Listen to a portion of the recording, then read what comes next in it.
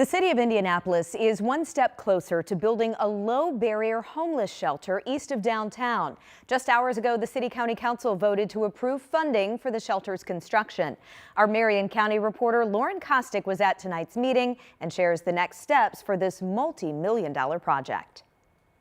In just a few months, the city will be breaking ground on its new housing hub here on the southeast side. The price tag, $32 million. But first, they need the City-County Council to sign off. Monday night, councilors held a public hearing on Proposal 336 to approve construction funding for the city's first low-barrier homeless shelter. $20 million coming from a state grant and $12 million set aside by the city. I so move.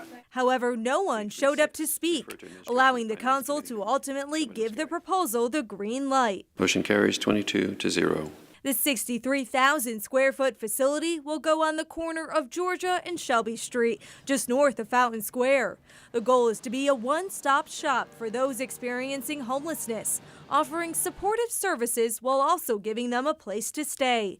And since it's low barrier, the shelter will have fewer requirements, including sobriety. So we're hoping to break ground very, very soon. Aaron Schounts is leading the project for the city, saying Monday's vote is a critical step forward. It is really the difference between our ability to fund the shelter and the housing hub and the co-located services and really build the low barrier shelter that our community desperately needs to fill in the gaps. However, the city still faces a few more hurdles before breaking ground next year, ultimately hoping the shelter will be a key piece to Indy's housing puzzle. We have to look at this as not a zero-sum game and a way that we need to grow all of the resources supporting our neighbors.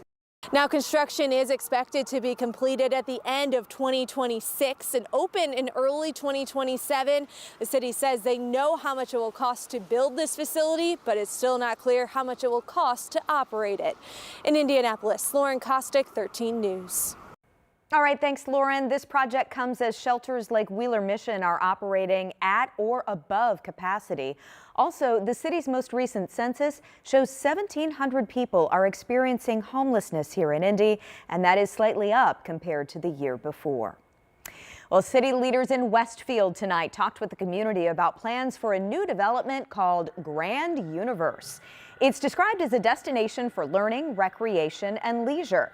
The site is located near Grand Park. It would feature a science and space center, an observatory, a convention center, and hotel, plus retail and restaurants. City estimates this project could bring in more than $1 billion in investments.